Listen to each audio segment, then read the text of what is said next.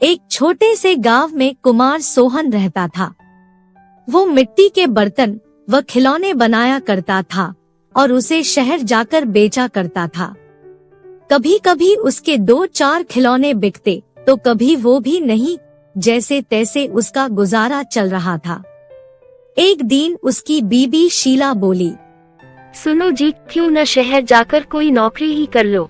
नौकरी करोगे तो महीने के अंत में कुछ धन तो आएगा। बीवी की बात सुन अब सोहन को भी ऐसा ही लगने लगा था, पर उसको मिट्टी के खिलौने बनाने का बहुत शौक था, लेकिन हालात से मजबूर था। बात तो तुम सही कह रही हो, पर कैसे उस हुनर को छोड़ दूं जिसका नमक हम लोग अब तक खाते आए हैं। मैं जानती हूँ आप बहुत मेहनत और लगन से खिलौने बनाते हो, पर बाजार में बिक्री ना होने से अब हमारा गुजारा नहीं होता। अब तो यह हालत हो गई है कि रसोई में अन्न का एक दाना भी नहीं बचा। ठीक है, मैं कल सुबह ही शहर जाकर कोई न कोई नौकरी तलाश करता हूँ। अगले दिन वो शहर के लिए रवाना हो गया और एक व्यापारी के पास वह नौकरी करने लगा।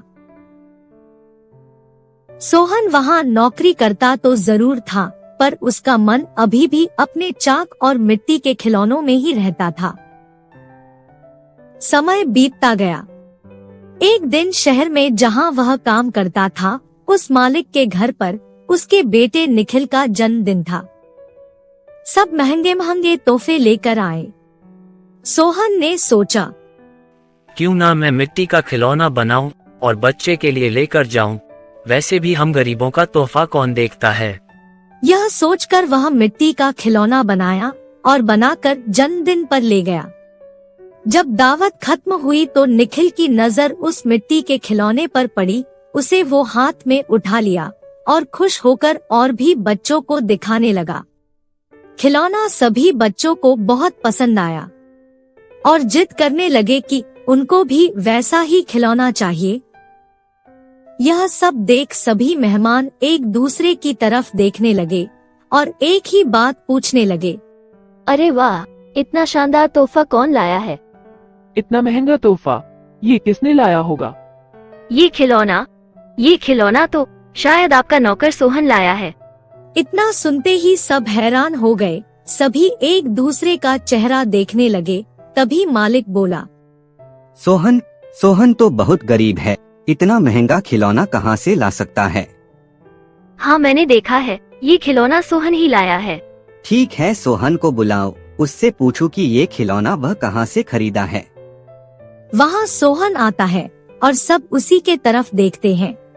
वह माहौल देखकर हैरान हो जाता है। मुझसे क्या गलती हुई, सब मुझे ही घूर रहे हैं।